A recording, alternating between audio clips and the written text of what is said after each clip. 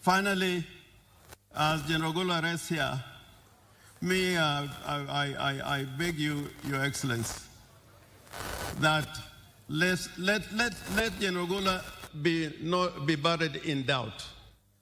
And the lingering doubt. And I was in Bomas of Kenya. I was there. I was not an agent, but I managed to go there. The lingering doubt is that there is this allegation that General Ogola went to Bomas to try and change the elections. If you accuse Orengo of me, you can accuse me. I can plead guilty. I know, even when I went there, I was just overpowered. I was just overpowered. But if you accuse Orengo, I think that it would be a reasonable accusation.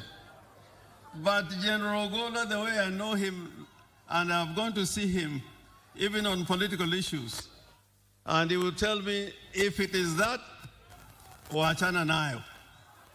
Ata Murkomen told me that when he went to see Murkomen, it was just about development. So Murkomen, iyo uwanja wa ndege, uambie mkubwa, hata mimi nilishamwambia hiyo uwanja ya Gombe mfanye haraka, tuone ya kwamba huyu generali alikuwa anatupenda zaidi na zaidi.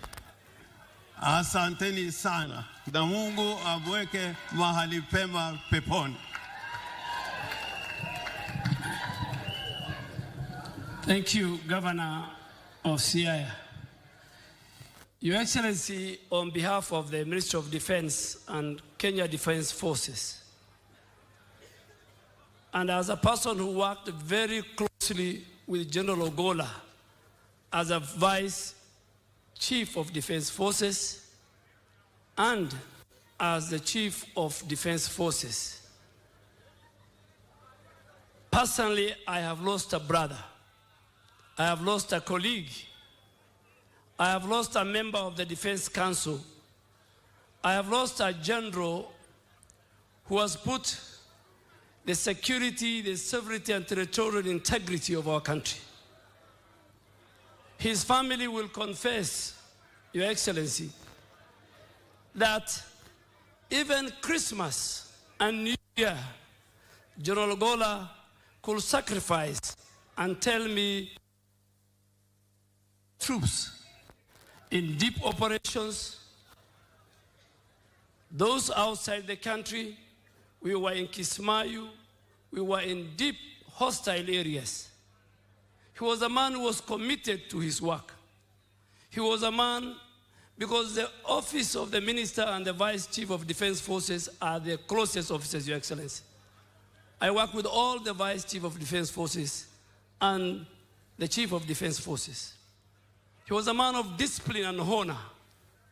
I don't want to say more because you have interacted with him too. So, Your Excellency, the rank and the leadership of Kenya Defense Forces, we have a lot to learn from General Ogola, our general. The way we will learn, and have learned more, Chief of Defense Forces. We want to assure you that we will leave the legacy and the dreams of General Ogola for the safety of our nation, be it in the air, land, and the sea. But Your Excellency, as our Commander-in-Chief, if you allow me, the former Prime Minister yesterday said a statement. And I want to qualify that statement. Because General Ogola was very close to me, particularly when he was the Vice Chief of Defense Forces. And when the whole issue of Bomas, 15th of August, was hanging over his head, he even told me, and the family can agree with me, we had conducive discussion, that even he has lost weight, that this thing was disturbing him. And Your Excellency, General Ogola was not, as the Vice Chief of Defense Forces, was not a member of the National Security Committee, which is chaired by the head of public service. So how did the General Ogola went to NSAC and to Bomas? And as a Muslim, General Ogola shared with me text messages of his superiors and members of the National Security Committee then. And he asked 3-4 times. First, in the morning when he was going to NSAC, he showed me the message that he was given, go represent me at NSAC, because of a prior other commitment of the person who was supposed to go. When he went to NSAC, General Ogola, and a direction was given to him with other colleagues, with a leader, him as a member, to go to Bomas. General Ogola, as a respectable soldier and general, he asked and sent a text message to his bosses and asked, what am I going to do in Bomas? And this has happened. And General Ogola was told, it's been decided, you go. And I'm narrating what General Ogola today, he's lying here, this man, told me. When he went to Bomas, the then chairman of IBC, he told me, kept them for 5 hours. And the 411 came while he was in Bomas, saying the results will be announced at 3. And General Ogola then again sent a text message and saying, now that the result will be announced at 3, as a general, as a soldier, what am I doing here? And he was told, stay with your colleague. That text message is there. When His Excellency yesterday said, I had a one-to-one with the General Ogola, he gave me permission to have one-on-one discussion with the General Ogola on a Monday from 7 to 9:30 p.m. in my house. His security, his drivers can confirm. And when he convinced me, because he was a man of God, when he convinced me is when he got an opportunity to relay and talk to the president with those 3 statements at the end of his discussion with the president. Today, I want to confirm that because of what happened to General Ogola, the president as the chairman of the National Security Council, so that for it not to happen again, the president has directed last year that members of the National Security Committee, the IG, the DG NIS, the head of public service, PS Interior, PS Defense, CDF, PS Foreign Affairs, PS Treasury, and the Solicitor General can never again delegate the attendance of that membership to their juniors. Because tomorrow, another member of the National Security Committee will commit the same crime. So Honorable Raila Odinga was very right. Very right.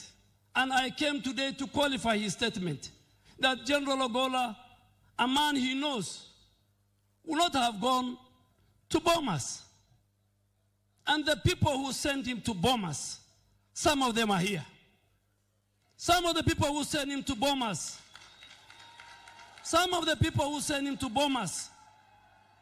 are known.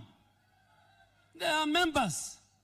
So sometimes, the way Joel said, let us not create a false narrative about General Ogola.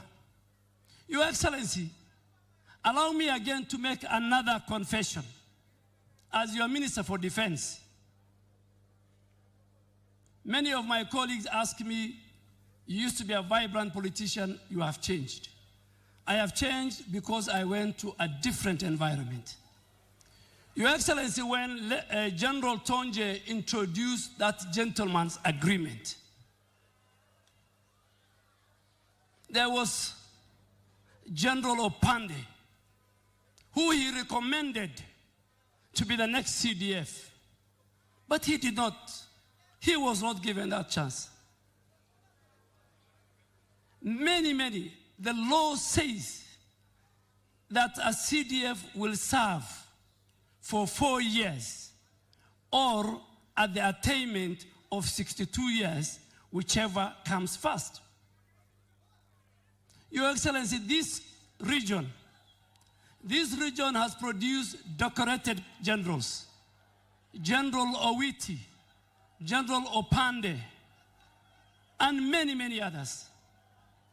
But because you wanted to change Kenya, you said we must kill ethnicity and regionalism in our country. Your Excellency, and I want to confirm to the nation, there were many people within even our ranks who said General Ogola should not be appointed. But they had only one reason. Very unfortunate. Very unfortunate, the reason of 15th of August. They forgot all the other credentials of General Ogola. Your Excellency, you have confirmed to the nation you are not a petty leader. You are not a vengeful leader. You are not a person who will follow what happened, Your Excellency. As your Minister for Defense, you made a deliberate, with a finality based on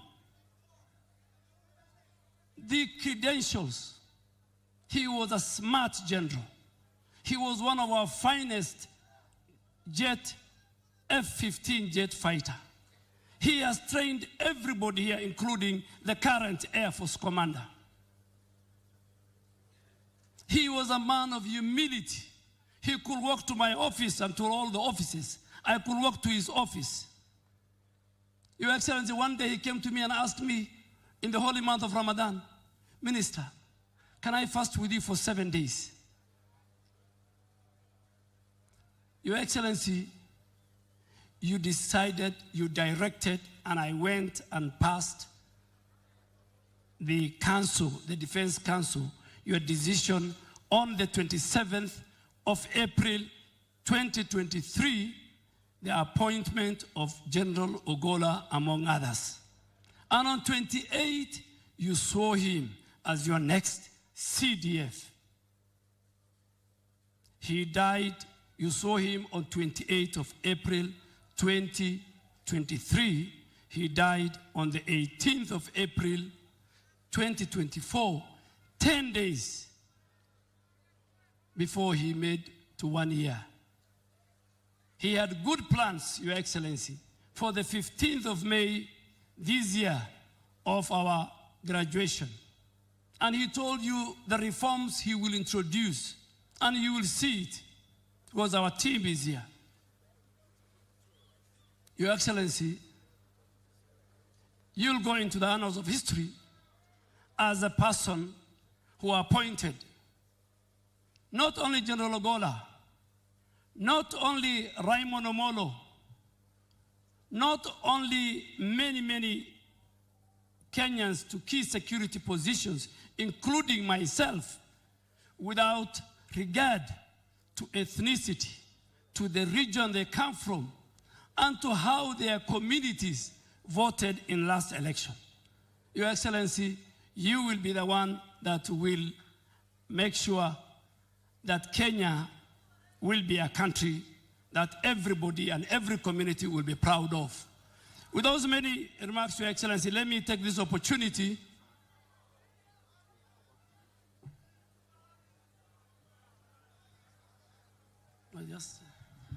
Your Excellency, managing coalitions, as you know, is never easy. I need to tell you that I spoke on behalf of Mwangi wa Iria, the party leaders of Usawa, and Mheshimiwa Wajakoya of Roots Party. Thank you. I forgot to mention the governor as well. I will. Governors who are present here, I saw Governor Otoma. You are being recognized. We recognize you. We value you, all our senators and other leaders. Your Excellency, with those very many remarks, we, the KDF family and fraternity, have lost a great general. We have defended our country. We will not let you down as our Commander-in-Chief. It's my humble duty to invite the Speaker of the National Assembly, the Honorable Moses Masika Wetangula.